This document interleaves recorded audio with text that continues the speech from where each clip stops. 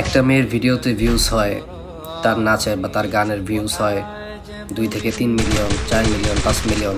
তার মানে তার চেহারাটা প্রায় 10 লাখ, 12 লাখ এরকম মানুষ দেখছে।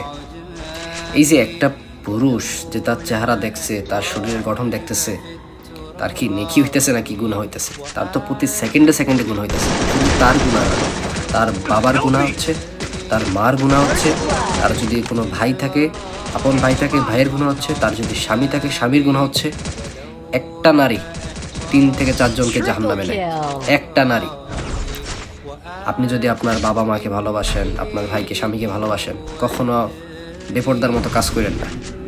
এই দুনিয়ার ফেমাসিটি, এই ফলোয়ার্স, এই মানুষের এই কমেন্ট, আপনার নাচের ভিডিও দেখে খুব ভালো হয়, এই কমেন্ট আপনাকে দুনিয়াতে একটু সুখ দিতে পারে, জাস্ট একটা কমপ্লিমেন্ট দিতে পারে, কিন্তু আপনার লাস্ট ডেস্টিনেশন হচ্ছে কিন্তু জাহান্নাম, কবর। এটা আপনি একটু স্মরণ করেন, মনে একটু জাস্ট। যদি আজকে রাত্রে আপনি আমার ভিডিও দেখে থাকেন, আপনি ঘুমানোর আগে জাস্ট 2টা মিনিট আপনার 2টা চোখ বন্ধ করে শুধু আল্লাহর কাছে এটা ভাববেন যে আমি এখন মারা গেছি, আমি অমুক মেয়ে, আমি এখন মারা গেছি।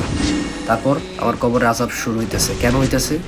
এই যে আল্লাহ হিসাব বুঝাই দিবে যে তুমি অনেক নাচ গানের মধ্যে ছিলা, বেপরদা ছিলা, কখনো সঠিকভাবে নামাজ পড়ো নাই, কখনো কোরআন তেলাওয়াত করো নাই, সবসময় ছেলেমেয়েদের সাথে চলাফেরা করছো।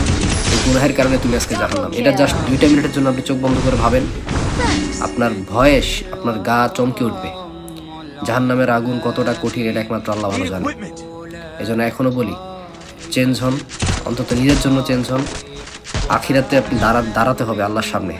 কি নিয়ে দাঁড়াবেন শুধু এটা চিন্তা করেন যে আমি আল্লাহর সামনে কি নিয়ে দাঁড়াবো, আমার কি আমল আছে, কি নেকি করছি আমি, আমার কি সওয়াব আছে, যে সওয়াব আমাকে জান্নাতের দিকে নিবে।